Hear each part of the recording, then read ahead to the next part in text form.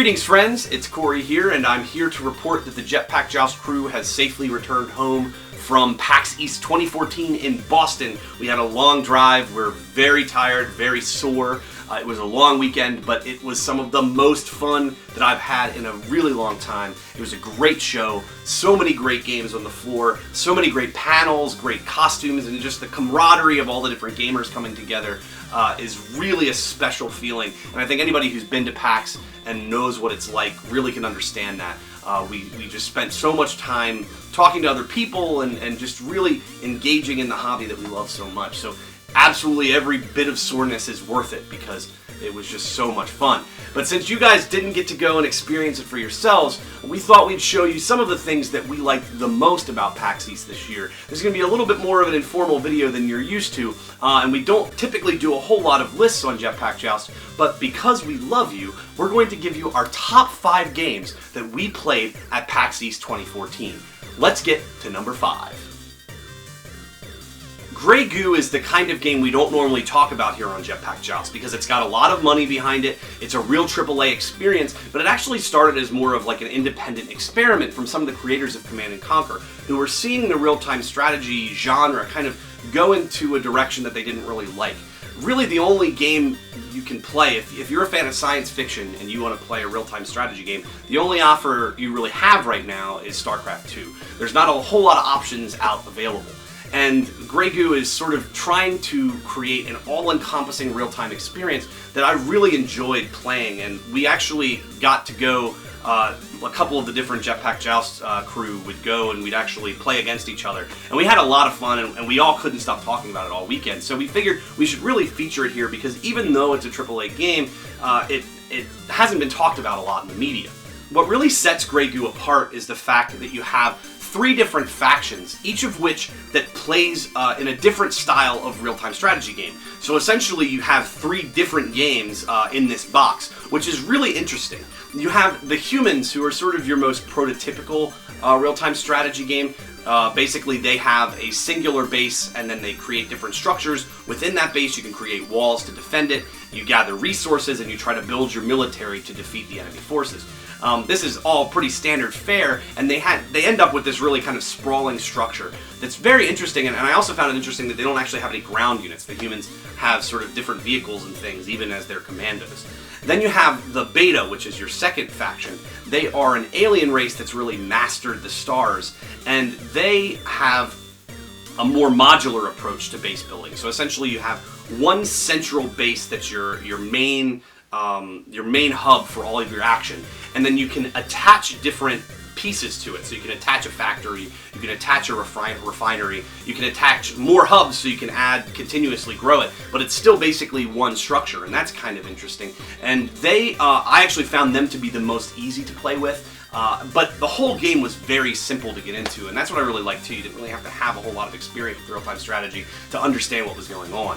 The third race they haven't talked about a whole lot. It's been very kind of hush-hush, but they are a nanotechnology faction that is called the Goo, and they are nomadic. So that's more like the kind of real-time strategy game where you have no base building at all. You're focusing on just sort of the core group that you have available to you. You can't really build anything extra, and you're nomadic and just go around the board trying to destroy your enemies. I was really blown away by the quality of this game, and I was really struck by how fast it plays. You can really get through a match in about a half an hour. My friend Julian and I were playing it, and we almost got through an entire match in the little like 15 to 20 minute demo session that we had, and the developers seemed to be pretty impressed by that. So it's really fun, and I think if you like real-time strategy games, if you're tired of StarCraft 2 because it's been out for a little while and you've had some time to play it, I would definitely suggest taking a look at Grey Goo. I think it's going to be a great option in the future. Clay Entertainment is a company that we hold really close to our hearts here at Jetpack Joust. I think they've created some of the really best indie experiences of the last 5 to 10 years. You've got Shank. Last year there was Don't Starve, which we called one of our favorite games of the year. And there's Mark of the Ninja, which I think is probably the greatest stealth game ever made. So I'm really excited to see them go back into the stealth genre with their new game, Invisible Ink, that we got a chance to play at PAX this year. Invisible Ink is a game about corporate espionage, and so you don't have the normal tools that would be available to you in a stealth game. You don't really have a gun. All you really have is your wits and your mind and your ability to hack into systems and to remain undetected. This game really focuses on keeping you out of combat, because the forces that are in front of you are so overwhelming that you'll almost immediately die. I was caught a few different times, and it was a challenge to get away from the robots and the security guards that were blocking my way to the information that I was trying to retrieve. Anytime a game gets compared to XCOM, I get really excited about it because I think that's one of the best franchises going right now. I think it's brought back the turn-based genre and made it interesting again. It brought some new elements to it, and I think Invisible Ink is looking to do very much the same thing. It's trying to push the boundaries of what a turn-based game can be and what it can do. It's a really challenging game because of how defenseless you are. You really have to keep your eyes open, and you have to kind of think 4 or 5 steps ahead of where you're going to be next. And that makes it almost like a puzzle game as opposed to a combat-oriented game, which has my attention. And just in the little bit of time that I've managed to sit down and play it, it created a lot of tension, it created a real atmosphere, and it's a beautiful looking game. You can expect the same kind of cel-shaded greatness that you'd get from something like Shank. And Clay's great at that. They've really created a brand for themselves. I don't think they've made a bad game, and I don't think they will make a bad game, hopefully for a long time. And this looks just to be another in a long line of successes for them. You can already pick up the early access code through their website, so I'm going to put the link to that down here, because honestly, it's one of the best games I've played at PAX. It's one of the best indie games I've played all year, and I think you could get some real enjoyment out of it. You don't have to be at the show to actually experience this for yourself. So go ahead, check that link out. I think it's worth your time.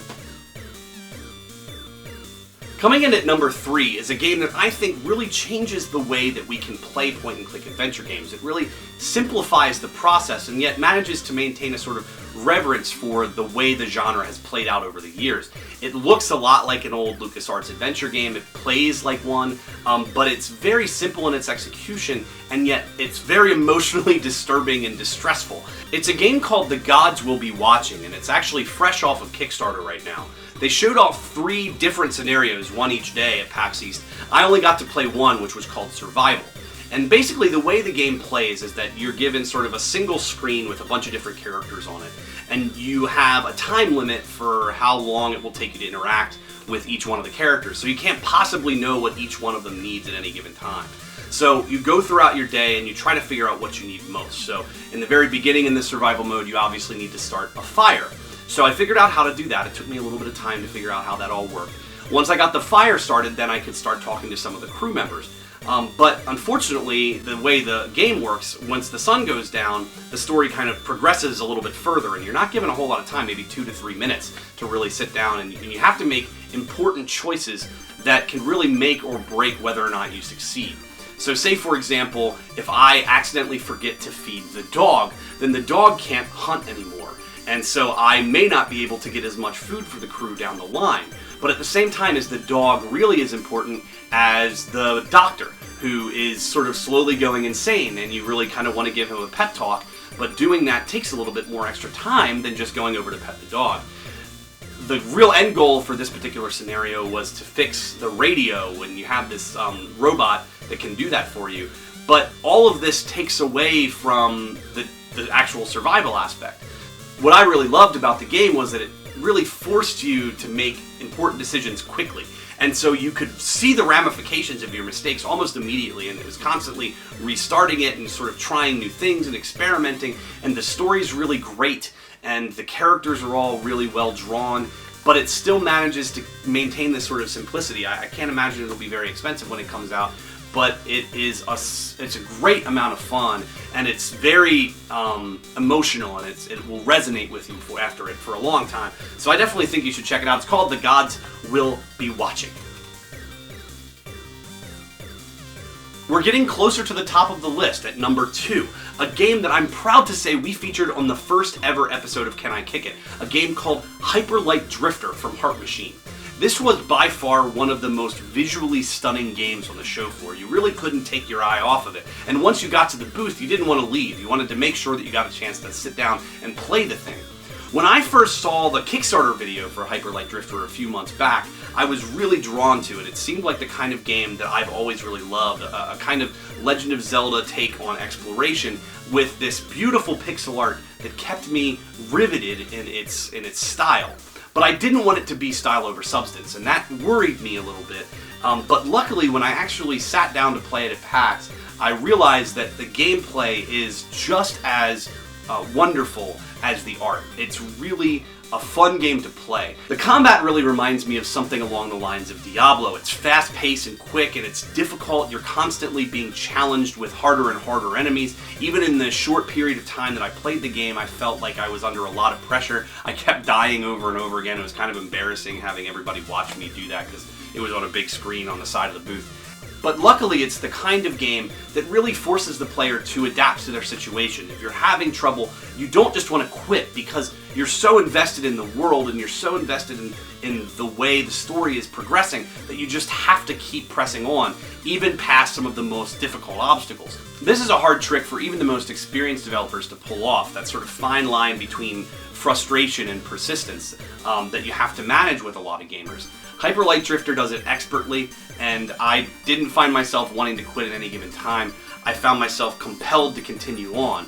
And what's more is there's also a sort of puzzle-solving element that's very similar to Legend of Zelda. And so you get these two sort of legendary franchises in one with a new coat of paint that just looks better than it ever did. And Hyper Light Drifter has me as excited, if not more excited, than anything else at PAX. This is the kind of Kickstarter success that's well-deserved. This is a small indie studio, it's their first game, but goddamn if it's not absolutely exciting. And I can't wait to see how it plays out in my own home, because the little short period amount of time that I got to play it was not nearly enough. I'm going to pick this up on day one. So please check this one out. It's definitely worth your time if you haven't seen it before, and I can't wait to share my review with you and to discuss it with the community, because I think it's going to be one of the best games of 2014 if it comes out this year. Here we are at number 1, folks, and I have to tell you that honestly any game on this list could have made this spot. There are games that didn't make this list that could have made this spot. There was so much to play, and there's so much that I didn't get a chance to play. I mean, there was 90 indie games just in the indie mega booth alone. That's so much to play, you can't possibly do it in 3 days. And honestly, that could be a convention unto itself, but then you have all of these other things going on around you, and it's really hard to just get down to do everything that there is to do. But that being said, this is the best game I personally played. It may not be the best game of the show for everybody, but for me, it's the one that really captured my heart and really has me excited for the rest of the year. It's a game called Lovers in a Dangerous Spacetime, and it's been gesticulating for a long time in the indie circuit. It's actually, I think I saw it in the news about 2 to 3 years ago.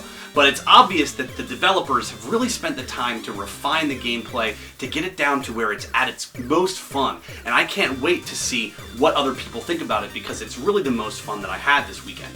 The game is kind of hard to describe without actually putting a controller in your hands, because it's so different than anything else that's out there, but I'm going to give it a shot.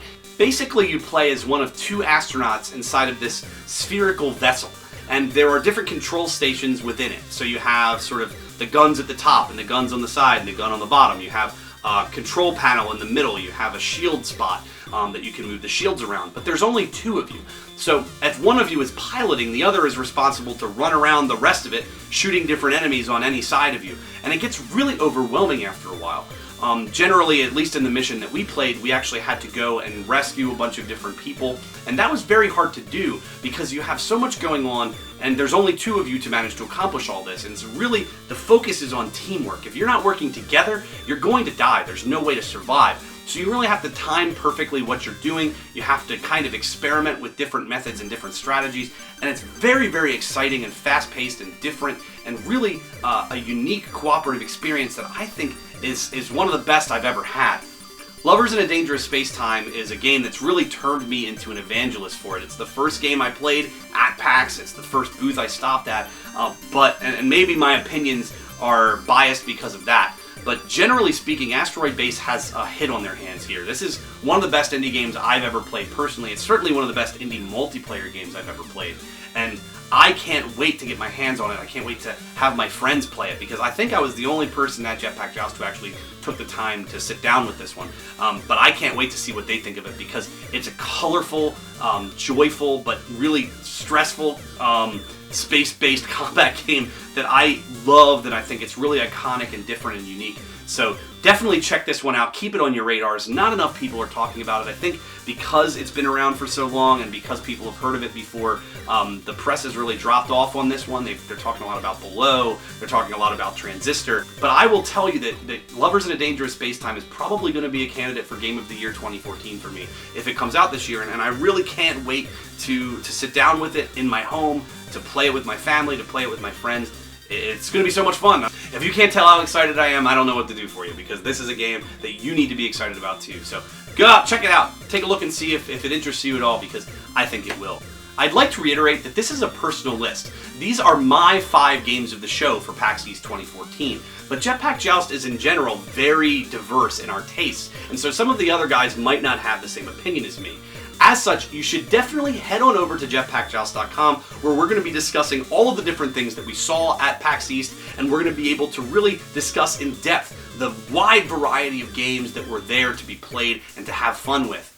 I'd also like to see what your favorite parts of PAX East 2014 were. What was the best game you played? What was the best panel you went to? What was the best cosplay you saw? I don't care. Let's get a conversation started, because anybody who goes to PAX is part of a giant community, and I think that we can really be inclusive, and I'd like to hear what you experienced so I can kind of live vicariously through you, because it's a really exciting time, and there's so much going on in the games industry.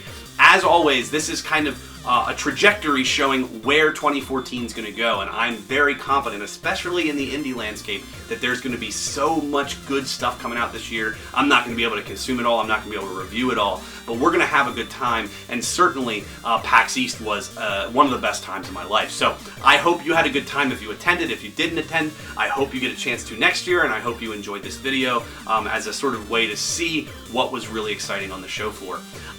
Like I said, you can check us out at jetpackjoust.com, or you can go to Twitter at jetpackjoust. You can even go through our entire history. We were sort of trying to live tweet the show as we were there. There was a lot of exciting news. We took some pictures. It's really cool. So maybe some things that you won't get to see on the website will be on our Twitter feed, and we think that's pretty exciting. So head on over there as well. We're going to be producing some more videos and some more articles this week. We're going to try to get back into a regular schedule since we took off for the last week and a half or so. We hope this video, if you didn't get a chance to go to PAX this year, we hope this kind of engaged you with what was going on there and what some of the best games are. Obviously, there's a lot of different opinions, but these are the ones I thought were awesome.